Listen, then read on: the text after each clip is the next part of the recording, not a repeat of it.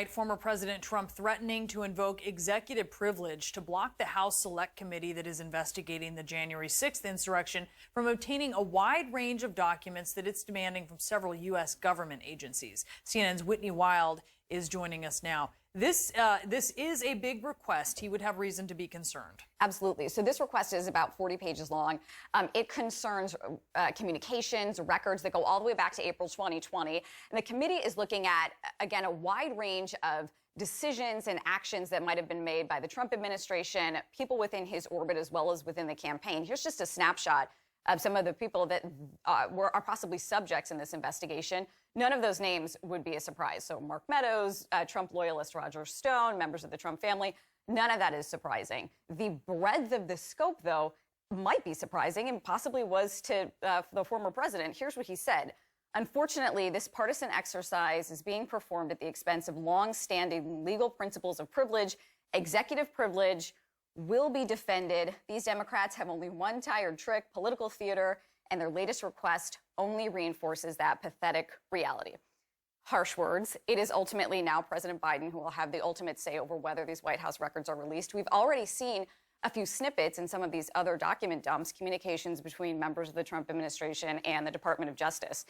This request spans again, a wide range of actions, which could include what the president knew about the election, efforts to overturn the election, efforts the Trump administration made to remove key players in key agencies and insert Trump loyalists. And then finally, what happened on the day of the riot. Brianna, that includes possibly, well, at least requesting, we don't know if we'll get them, outtakes from the video that he posted telling the rioters to eventually go home. Here's meaning they want the ones that didn't get posted. Right. They want what's on the cutting room floor. Interesting. And here, so we had Representative Zoe Lofgren on CNN last night. Here's what she had to say. We are trying to find out what happened leading up to January 6th, the various elements, the reasoning, who instigated it, why they instigated it, and the like. We want to find out every element of it.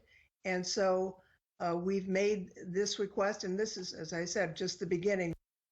Well, she's right. So in those document requests, they acknowledge that this is just the start of what will probably be a rolling request for documents.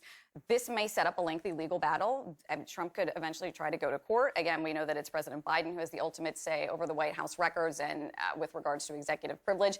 And Brianna, all of this is supposed to be due by September 9th. So no problem. We'll see.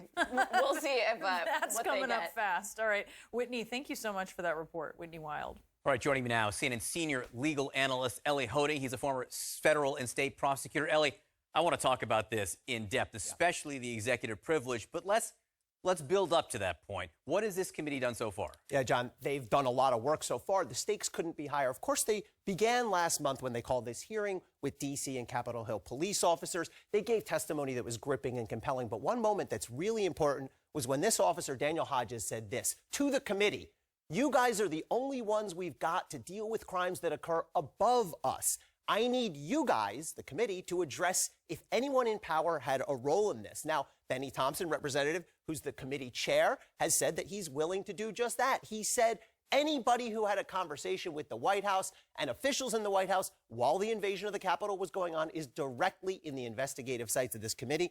And Representative Thompson has said he's going to play hardball. I have no reluctance whatsoever in issuing subpoenas for information. All right, Whitney outlined some of the people this might include, but what's the breadth of this and what types of things are we talking about in terms of evidence? Really broad. We could see some big names getting subpoenas. If you want to know what happened inside the White House on January 6th, the logical place to start is Donald Trump. That said, is Congress really going to want that circus?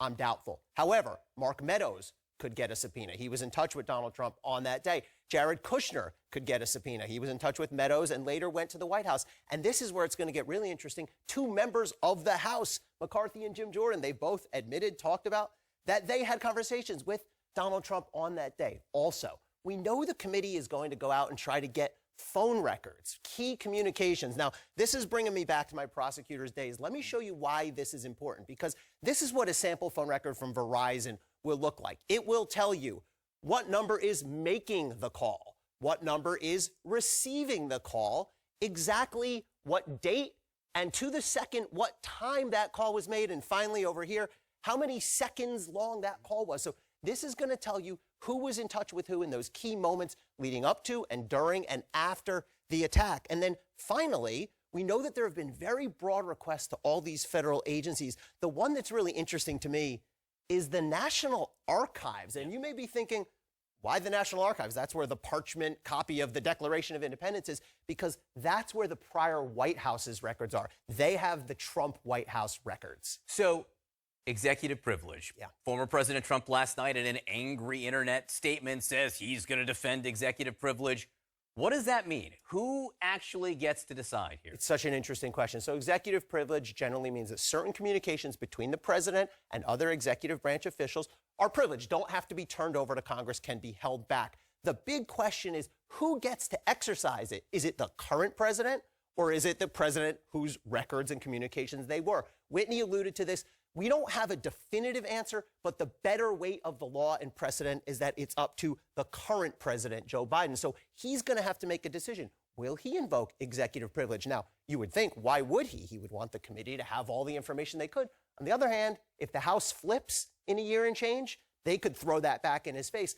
Of course, Donald Trump has said he's going to invoke executive privilege. I think he's going to lose if he tries to fight it in court, but you know what he's going to do? He's going to make it a mess, and he's going to drag it out. Yeah, I mean, this is going to court one way or the other, which means it won't be decided anytime soon, I would imagine. Exactly. It's like taking a stick and putting it right in the spokes of the wheel. If Donald Trump can obstruct this by going to court, given his history, I look for him to try to do that. One other thing, you're talking about executive privilege, protecting conversations within the executive branch. Jim Jordan, other members of Congress, not in the executive branch. Exactly. That would be an unprecedented expansion of the privilege. They're part of the legislative branch. That should not be privileged.